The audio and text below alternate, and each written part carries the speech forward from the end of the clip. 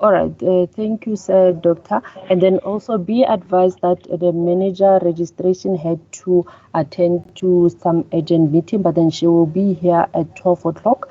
And then at 12, we'll also be having a presentation from a technical person who will be able to also assist with the technical part of registering with the council. Okay, thank you. I think on my side, I will start with taking the administrative related questions. I think maybe I will start maybe with 3 or 5 questions, and then we try with my colleague to clarify that as much as we can. Thank you. Okay, good morning, everyone. As Tsepang, my colleague, has advised and introduced me. If you also have got a question, you can also raise your hand, like she said.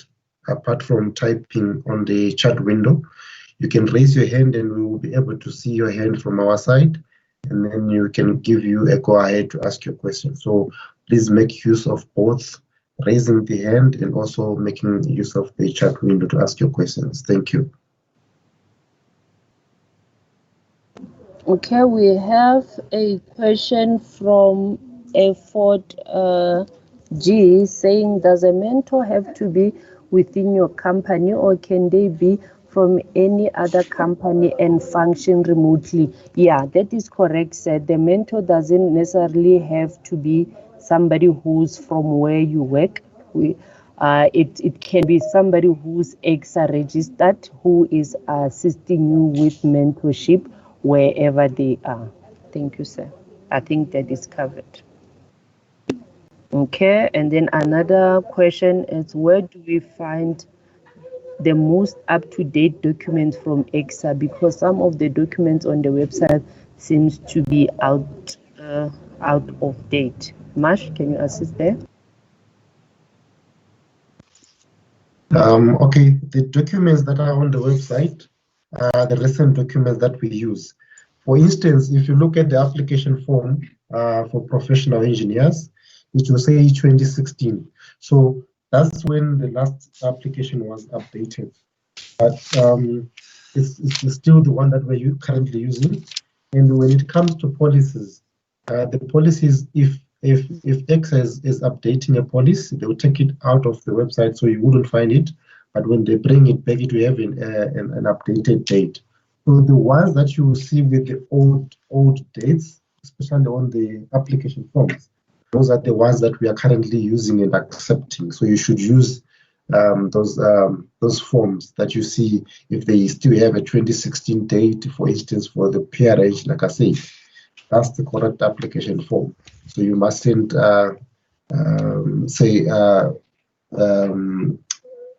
that they are old forms, so you mustn't use them. Those are the forms that we're currently using and accepting.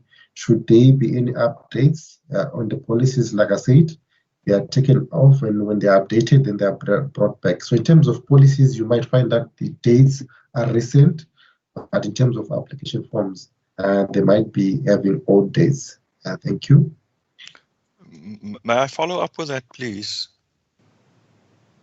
Yes, sir.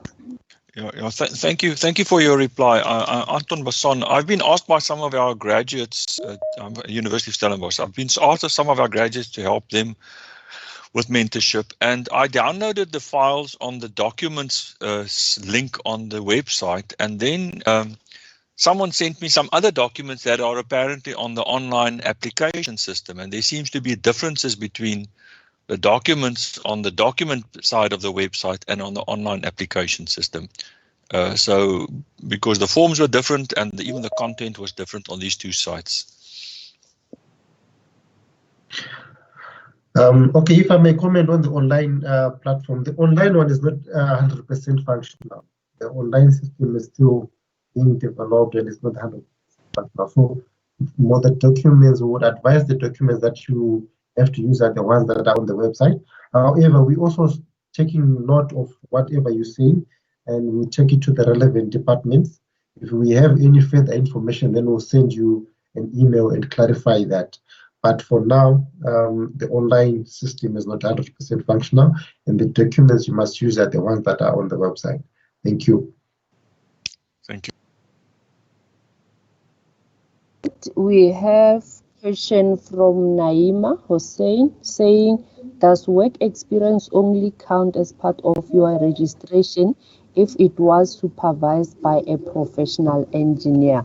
No, Naima, we just want your work experience, and then I think it's what is confusing most of the people, believing that your training and experience report must be signed by only a registered person. No, any supervisor can sign your training and experience report, and that will be enough for us to see that during that period there was somebody who was supervising your work. Thank you.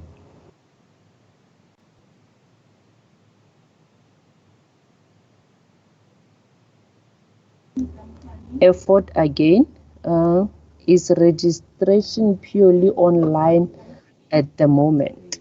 Okay, at the moment you are requested to submit your application paper-based. So due to the COVID, you are allowed to fill in the application form on the system, and then you can email the document to engineer@exsa.co.za. On the same email, you can copy the manager registration, Valentine@exsa, when you submit the documents. Both the candidate and the professional applications can be submitted electronically right now. Okay, I will type the email address there for everybody. Okay, thank you, Mash. Can you please take another question while I type the... Okay, seeing a question about the online registration from Dr. Effort as well. Like I said, the online system is not 100% functional. So the applications that we are currently processing, applications that we receive through hard copies or electronic, that are sent electronically via email. At the moment, ECSA is busy working internally with the online registration system.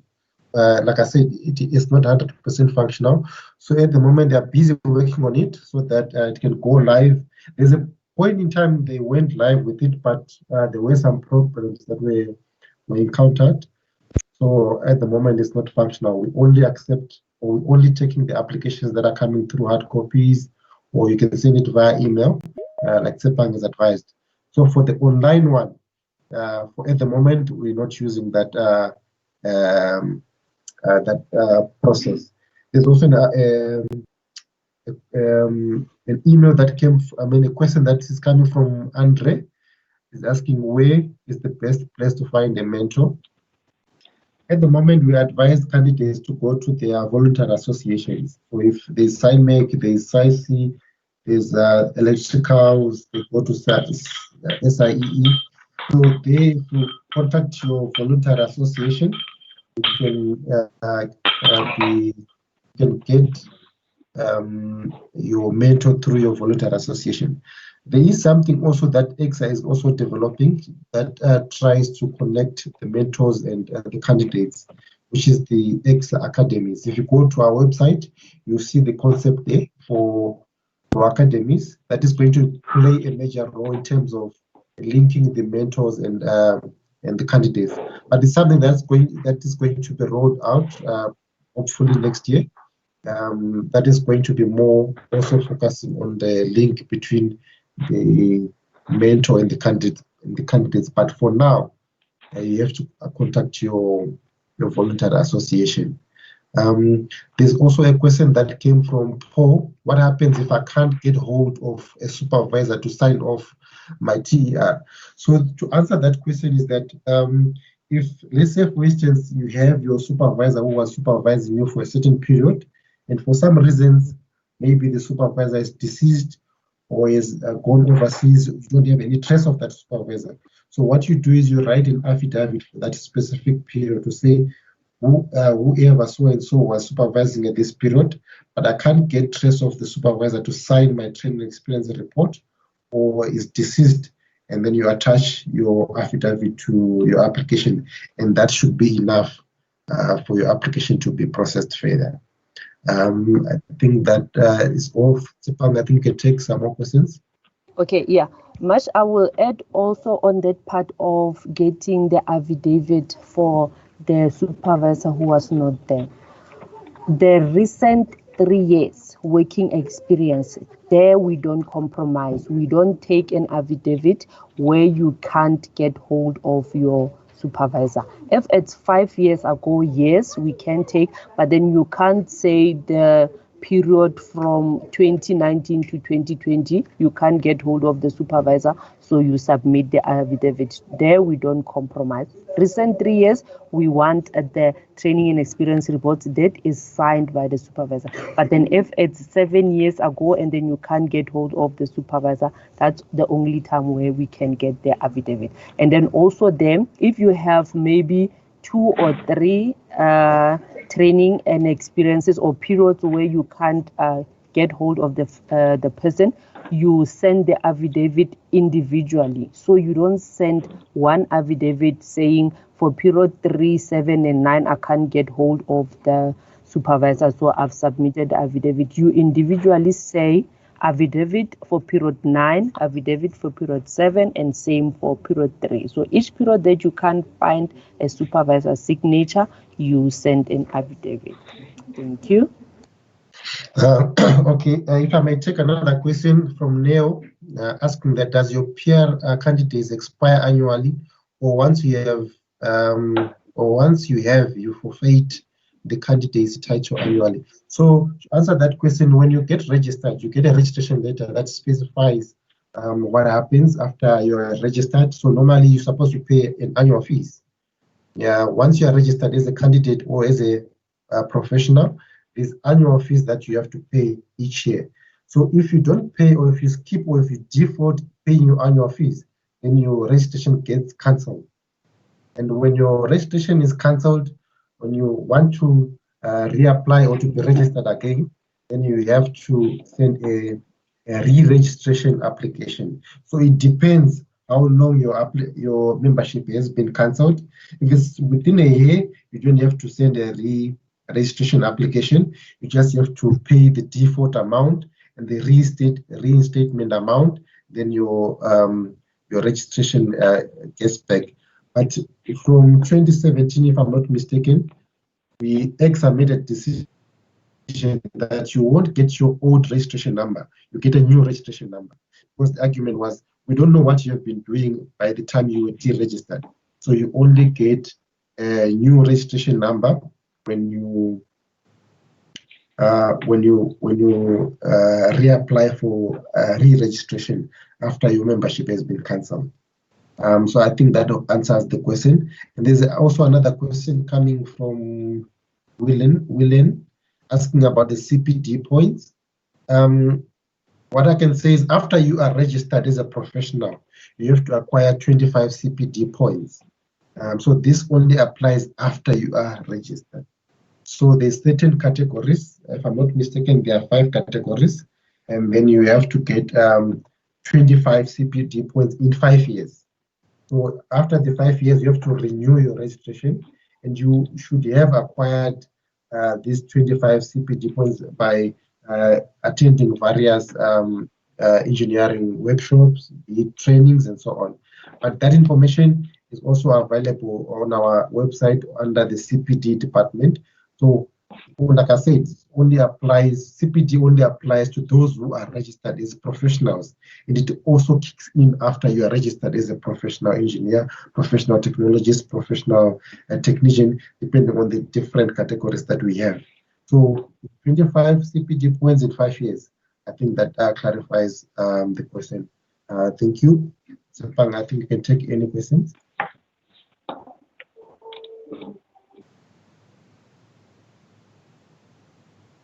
I think most of the questions, if somebody sees the question that we've jumped, because I see most of the question they repeat what we already said regarding the online. Okay, we'll take the hand. The hand was from Matthew. Yeah, Matthew, can you please? Okay. Hi, good morning, everyone. Marshall, I just want to ask or query if you have a BTech degree and then you further your learning and receive a honors degree in engineering management through Tukkies or whoever would supply the degree, would you then be registered as a PR Tech Edge or as a PR Eng? Where would you affiliate to? Okay, Matthew, to answer your question is that it's possible that if someone has got a BTech and then you further your studies to do your honors, you do your masters, you do your PhD, you can be registered as a PR Eng. But there's a process that has to be followed. So the process is that you have to send an application to our education department. We call it, that process, we call it a combination of qualifications. So what happens is that you send all your qualifications, you fill in a certain application, you find on our website, it's called an evaluation of qualifications. So you fill in that application form, and then you submit all your qualifications from your BTech, National Diploma, Masters, PhD. So what the process, if I'm to explain what the process is about, is that they combine all your qualifications, your BTech, your National Diploma, up to your PhD, and see if the content of all your qualifications combined are equivalent to a BSc or BEng, which is the minimum requirement in terms of education to register as a professional. So once that process is done or completed, they'll advise you that we have evaluated or we have combined all your qualifications, and this is the outcome. So you'll be advised that you can apply for a professional engineer, or the other way, you cannot apply if they've looked at the content of all your qualifications that you have done. So if they find that your qualification, after combining all your qualifications, you can apply for PR Eng, then that's when you can send an application to register as a professional engineer. We've got quite a number that have also gone through that process, that have got BTechs, PhDs, and Masters, that also applied for professional engineers and they got registered. So I think that answers your question. Thank you, Matthew. Thank you very much. Okay, we have another question from Dr. Effort saying, to be a mentor, must I work for a company? The CNU document asks for company detail. Can I not act as a mentor if I'm retired? Can a VA act as a company in this regard? I think to be a mentor, you just only have to be ECSA registered. My colleague will have to correct me on that. The CNU only works for the company that are taking the matter of being a mentorship company into a consideration, but then an individual can be a mentor without them registering via CNU. Am I correct, myself? Yes, that's correct, Sepa. Like what she said, a mentor, you don't necessarily need to be registered for under CNU. Anyone who is registered can be a mentor to any candidate. So you have to be registered. You don't have to be. Your membership has to be active. If you're cancelled, you can't be a member. So like I explained before, this issue of mentorship, ECSA realized the need for it to come and assist in that regard. And there's the development of the academies.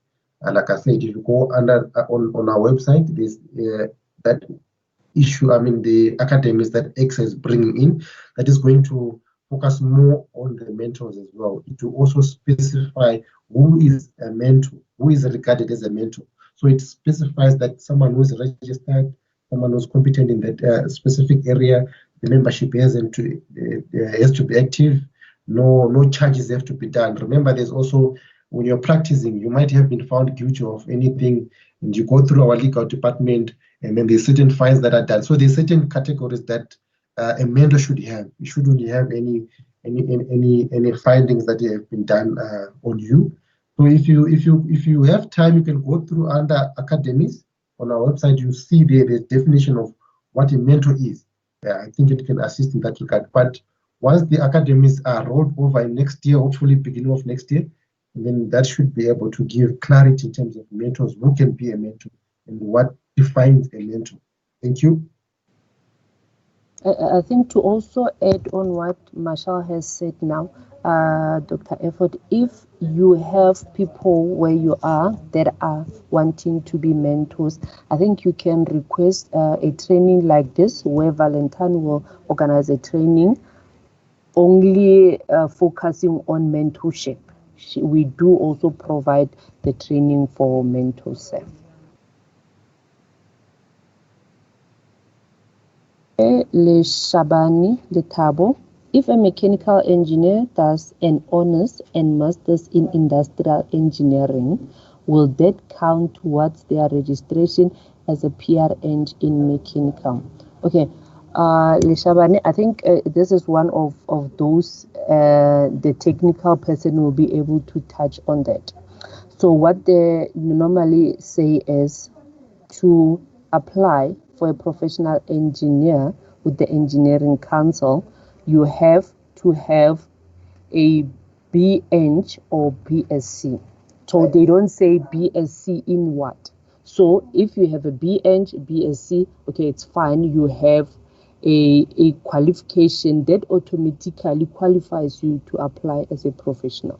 But then when they assess and then they check your level of competency, it will also tell them the discipline that you are involved in. And then what you're doing and the discipline that you are in will make those people to take a decision regarding your registration with the engineering council. If you can look at people's certificate with us, it's not saying professional registered engineering electrical what current. So it says you are a professional engineer registered with the council. So the matter of mixing disciplines and everything, when they assess, they will check the technicality of what you do. That will determine under which discipline you will be registered on. I think you covered the Leshaban. Okay, if I may come in and answer a few questions as well. There's one that is coming from Johan. He says, I have submitted it in recent times. The only feedback I received was that my report did not include a complex enough problem. Both of my supervisors were surprised, and they had supervised applicants with less complex problems and had been accepted. How is the complexity then measured? Okay, so just to answer that is a bit more technical as well. I think you can also ask this question after the presentation from the technical person. But if I may just answer a bit of it, is that you can refer to policies that are on the website in terms of understanding the complexity of the problem. There's policies that define what a complex engineering problem is. I think if I'm not mistaken, it's RO2. You can just go where you get the application form on the website. There's a policy that explains what is an engineering complex problem. So that can help and assist you in terms of answering your question of what defines a complex engineering problem. Then in terms of your outcome that you got, look, we always advise candidates that applications are treated differently. Remember, when you send your application, it's about on the paper-based application, the reviewers or the assessors have to see if competence is indicated. Once they are satisfied that this candidate shows an indication of competence, then you come for interviews. At the interviews, I think there's some background noises coming. At the interview, you have to demonstrate competence. So if you can't demonstrate competence, even if your problem that you solved was complex, but if you can't demonstrate that on the interview, then you might be found wanting and then you might not be registered. So you see, I'm just trying to bring the issue of comparing your application as compared to another applicant. You might have the same experience, you might have worked on the same problem, but if you can't demonstrate that on the interview, then then your colleague demonstrate that, then your colleague might be registered. So just look at it that way, that if you send your application, you have to demonstrate and you have to convince the panel that you are the one that solved this problem, and you are able to meet all the 11 outcomes. Because the registration is based on the 11 outcomes, and if you are able to demonstrate that you can meet those 11 outcomes. That's what I can say in that regard. There's also a question to ask about the CPD points, whether it applies for candidate or professional. CPD points are applicable to after professional registration. For candidates, there's no CPD points if you are registered. There's also a question coming from Stephen. Can you use your past work experience to register for ECSA? In other words, do you have to be presently working at the company that you are using as a work experience for registration? So to answer that question is that registration is based on your experience from the time you got your qualification. So post your qualification, when you look at the application form itself, when it says you have to write your training experience reports, it specifically says you have to write your experience from the time you got your qualification. So it doesn't matter where you have worked before or where you are working now. We need to know your entire experience from the time you got your qualifications until the time you submit your application. So we need to see that's why also if you look at the application form itself, it says you can break down your experience even in terms of the way you changed jobs or the way you changed companies.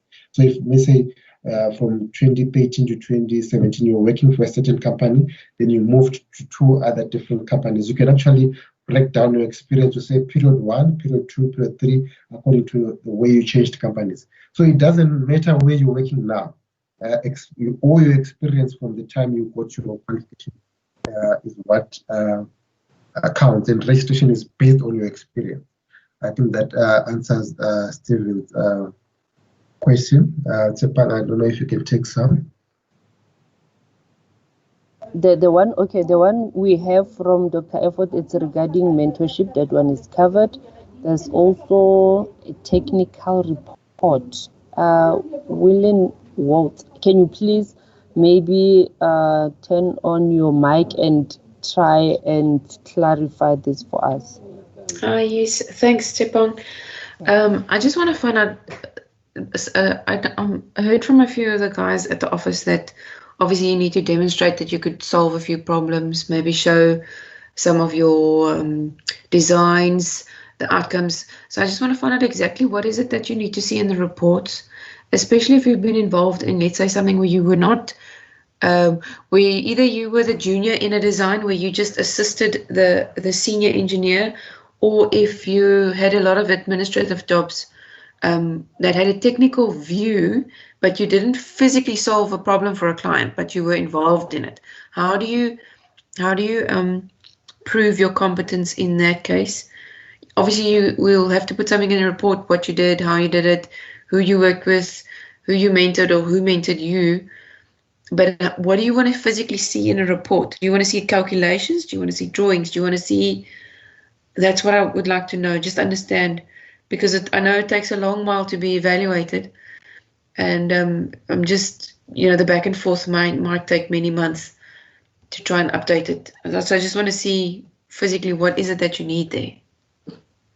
Also, I've been involved in a lot of proposals, so it's more teamwork than physical problem solving. Yeah. Okay. How do you spell? How do you pronounce your name, ma'am? I don't want to. Veline.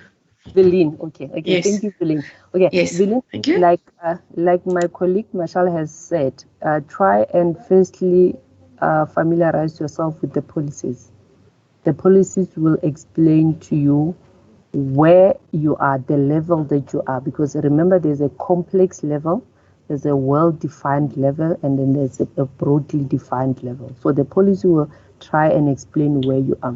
And then the technical person that's coming will also try and explain to you, because during the progression of your working experience, There are times where you need to be involved. There are times where you need to be in charge, and all those progressions that needs to happen. But then I think that one will be covered by the professional person. Okay. Okay, if I may just add as well, like I said, registration is based on the outcomes.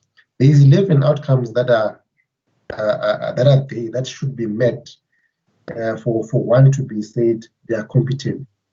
So it's a measure, it's sort of a template against those 11 outcomes. So if you go into detail in terms of how those 11 outcomes must be met, that is all written in the policies. For instance, I can give you, I think it's outcome number 1, number 2.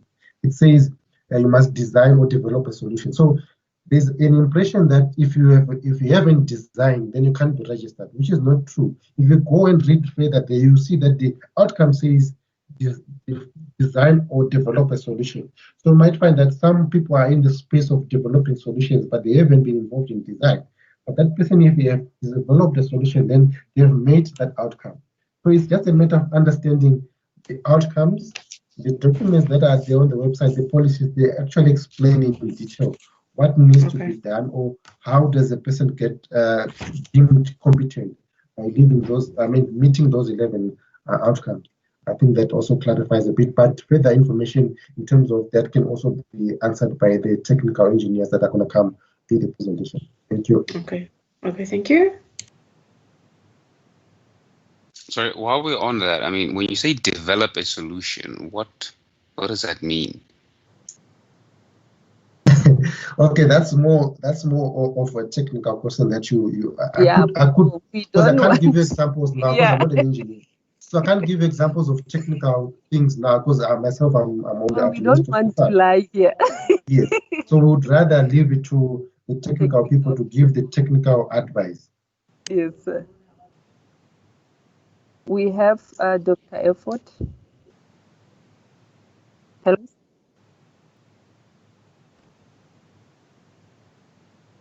Okay, I think there's a question that is asking, could you please break down the registration process after the submission of the application? How long should we expect the steps to take? I think this is a very important question that I think is more relevant on the administrative side as well. So in terms of our timeframes, the maximum timeframes that we have is 4 months for a professional application. So from the time we receive your application, if all the documentation is in order, we send you an acknowledgement letter that has got different steps that your application is going to go through. So but our time frames is 4 months. But I'm not saying if we receive your application and then it's going to take 4 months. We can process. We do process applications within 2 months, within 3 months, but the 4 months is just the maximum period that we have put in place, depending on the time frames that the application can go through, because there are different stages that the application goes through. For instance, if we receive, if I may just to give you a brief breakdown that you've requested, if we receive the app, it goes through an experience appraisal stage, where it goes to 4 different assessors that look at your application. We roughly give 12 working days, and then after we get feedback, it goes for moderation, which we give about 7 working days, and it depends now from there what the recommendation is.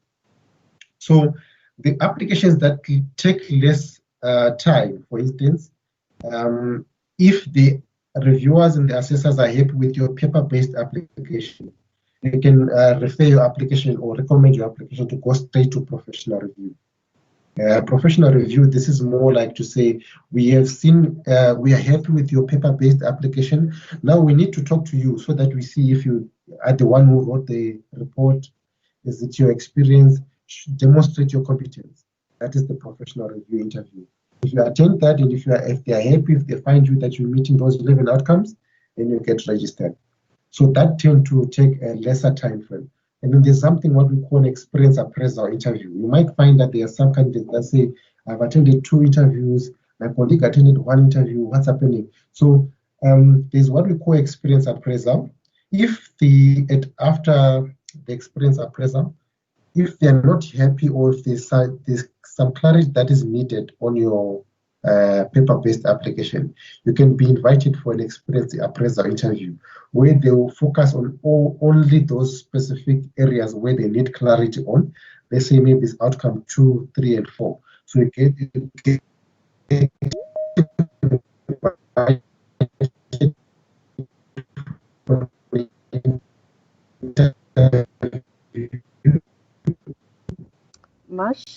Marshall, your network is bad there. Marsh? They ask you questions based on those specific outcomes, and then if they are happy, and then after that interview, it goes for moderation, and they will be invited for a professional review. Yes.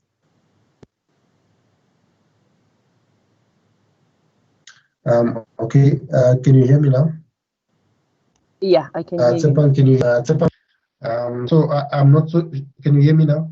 Yes, I can hear you. I think if there was something that was missed, maybe can I have confirmation that we understood everything that Marshall said, or there's something we needed him to repeat for us? Okay, yeah, I think everything was clear. Okay, yeah. So basically, the process takes about 4 months, but it takes less than that if they are happy with your application. It can take 2, 3, 4 months. So anything between 2 to 4 months, just to answer the question. But if you send your application, we'll give you that breakdown. As soon as your application is administratively okay, we give you that breakdown of timeframes. Thank you. Okay, we have Bason AH saying the templates for the referee report in R3 Pro and in the application form are different. Which should be used? I think we do accept both referee report. We just want the referee to say something about the applicant. And then the other thing that you need to be aware of regarding the referee, be advised that we do check if the referee is in good standing with the council.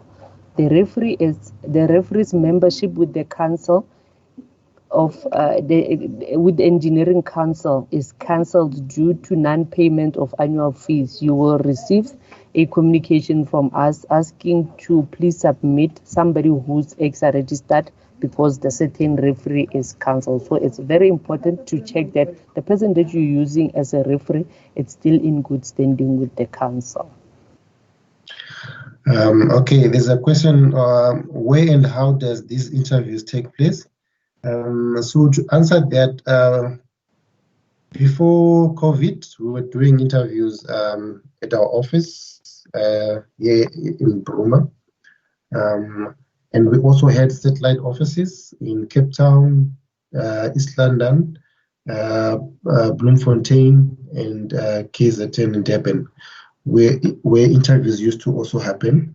But because of COVID, it brought a lot of changes. Unfortunately, our satellite offices are closed for now. So we're only doing interviews from our head office in Joburg. But also because of COVID, we're doing interviews through Microsoft Teams virtually. We don't have any face-to-face interviews that are taking place for now. So that's how we're doing the interviews. Thank you. I think we have a question from Stephen asking if is ECSA recognized in foreign countries, especially in Europe. I think that's also going to be covered by a technical person coming. Okay, yeah, Dr. Effort, can we take your question, sir?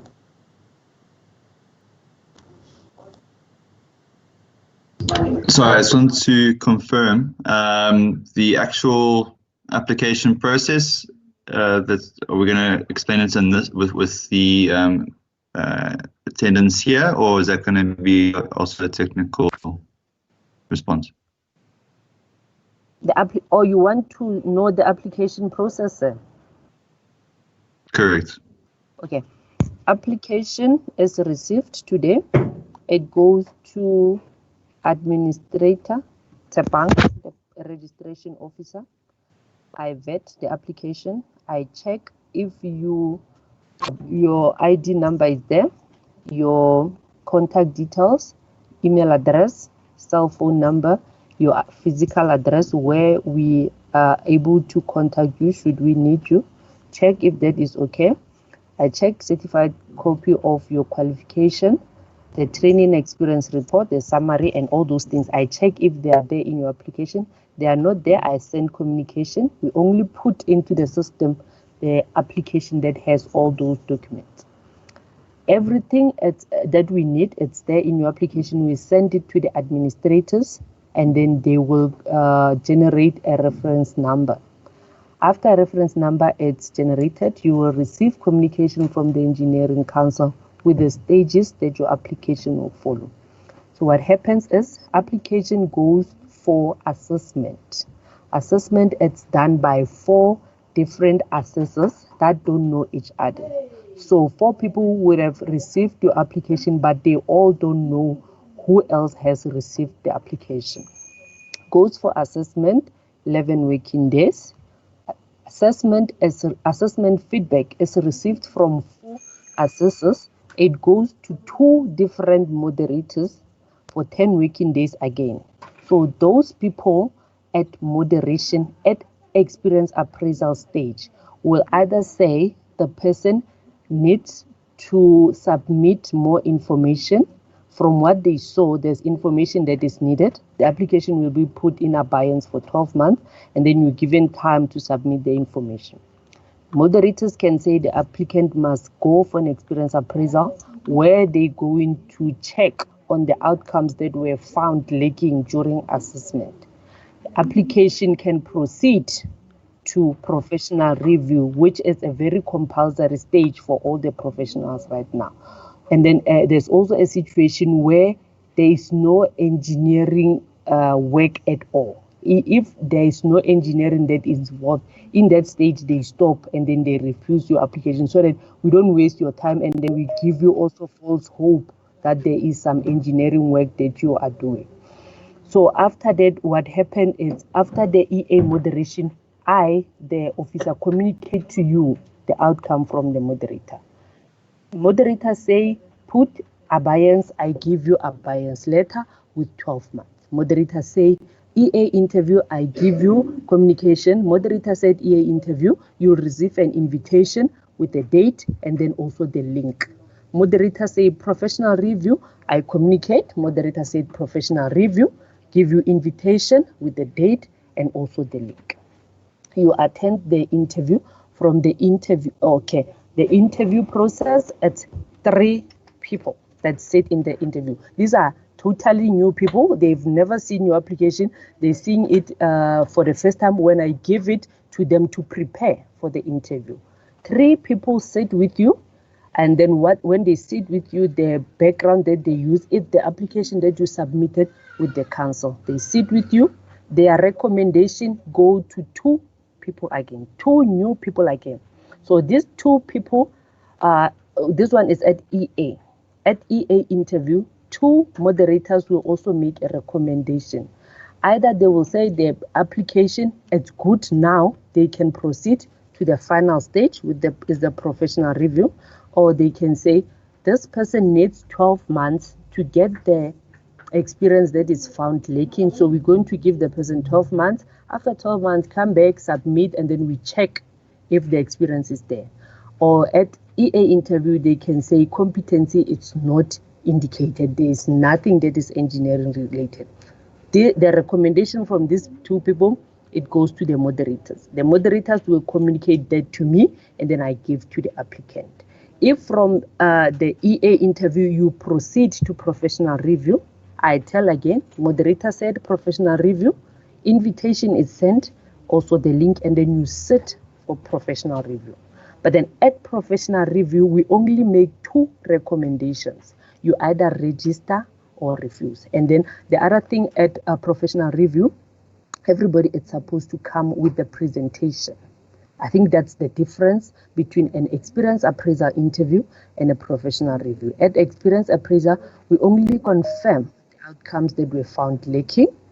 At a professional review, you come with the presentation and then they prove if you are demonstrating the outcomes. And then that's when, after the professional review, feedback, recommendation from 3 reviewers goes to another 2 moderators again, totally new people. So these new people at professional review now, they go through all your application. So they moderate if the application followed all the stages of registration until recommendation. And then the recommendation from these 2 people will only say either they register or refuse.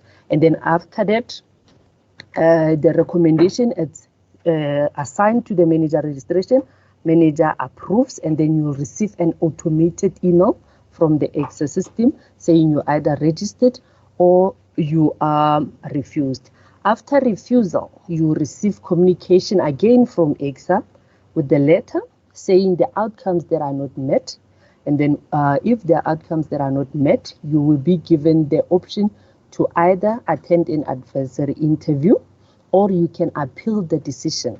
You appeal the decision, you pay the 8,000, and you appeal, it sits with the legal department. And then we also have people from our side that we recommend, and then they sit with the legal department where they go through your appeal. On your appeal, you will be telling us the reasons why you're saying you are at the right level and then you are competent. And then that will be the end of the process. Thank you. Thank you. Okay, if I may answer a few questions before I see Dr. Pilusa is here. So some of the technical questions, I think we can so long refer them to Dr. Pilusa. But I see there's a question that came from, I don't know who it was, but it was referring to referees. It says, can the referees send their correspondence through ECSA using the 2 emails addresses given as well? Yes, so the referee reports can be sent to those emails. And what also happens is that sometimes we do receive the applications before we receive the referee reports. So for instance, if I receive your application and when I'm vetting the application to see if all the requirements are there, I see that there's no referee reports, I send you an email to say, please inform your referees to send the emails directly to me. So if you receive that email, then you can also tell your referees to specifically direct or send an email to the officer who's dealing with your application. But before that, you can give your referees those emails. They can send the referees to those emails directly. There was also another question that was... Mash, can I please add on that? Also advise your referees that is confidential information. Referees send emails to ECSA copying the applicant. The applicant is not supposed to see that information. So when your referee send the referee report to ECSA, you're not supposed to know what is written there about you. Thank you very much. Okay, and also to add, there are some referees that also put them in sealed envelopes and then they submit attached. I don't know how they attach the applications because we sometimes receive applications that have got sealed envelopes with the referee reports as well. We do accept that as well. There's also another question, what does it mean if candidate has received an acknowledgement of receipt of documents but no further information on the process? So I'm not so sure exactly what kind of acknowledgement is it, but like I said, when we receive the application, if we vet it and everything is okay, we send an acknowledgement letter that specifies the processes that your application is going to go through, so that you have an idea of after which stage does the application go through. And you can always email that specific officer who is dealing with the application to inquire, if you don't get any feedback, where your application in the stage your application is. So that contact person, you can always call them, you can always email them to ask exactly where my application is on the stage, and then they can always advise you. And if there's anything that is outstanding, we'll always email you for requesting the documents that are missing, and you can send them to us. There's someone who sent a comment to say this session has been very helpful so far. Thank you very much. You're finding it so helpful. Dr. Pilusa, if you can come in, there's a question that was asked by Matthew, if I'm not mistaken. regarding the technical part. Matthew, if you can repeat your question, if you can hear me. And then we have Dr. Pilusa here. He's been assisting us with the processing applications. So I think he will be one of the technical people that can be able to assist. And if you've got any other technical questions, please feel free to ask them. Before I give Matthew the floor, there's one question that came in regarding the alternative route. Asking what is an alternative route for professional technologists and professional technicians. So if I can briefly explain that, we do have benchmark qualifications for each category. For instance, for professional engineer, for professional technologists, the benchmark qualification is that you need to have a BTech and at least 3 years of experience after your BTech. For national diploma, the requirement is that you need, for professional technician, the requirement is that you need to have a national diploma and your experience after 3 years of experience after a national diploma. So if, for instance, you don't meet these requirements, we look at the alternative route. So if I may to explain the one for professional technologists, for instance, if someone doesn't get a BTech, but they have got 8 years of experience after the national diploma, they can apply for a professional technologist using what we call the alternative route. So the alternative route is that a candidate needs to have at least 8 years of experience after the national diploma, then they can apply for professional technologists using this alternative route. There's an additional form that they have to complete. If you look at the a professional technologist application form, there's a form that says development report. They have to complete that form that says B18 to indicate that they're applying through the alternative route. The other one is that we do have people who've got N6, N4, N5 national N diploma. If they want to apply for professional technician without a national diploma, they can also make use of the alternative route. For national N diploma, the candidate needs to have at least 6 years of experience after the national N diploma for them to be eligible to apply for professional technician. So this is what is all about in terms of the alternative routes.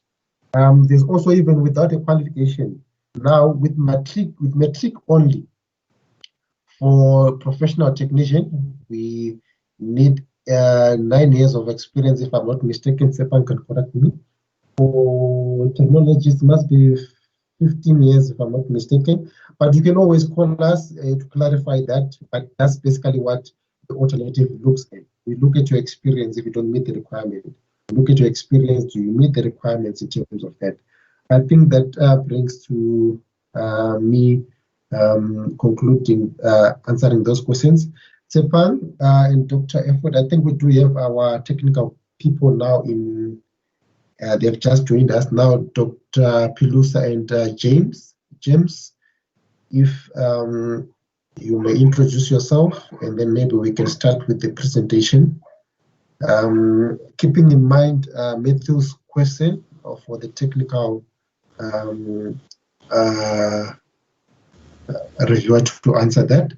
Dr. Effort, I don't know if you may come in here. I don't know how we can handle it. If you may switch on over to the presentation, Sepan, please come in.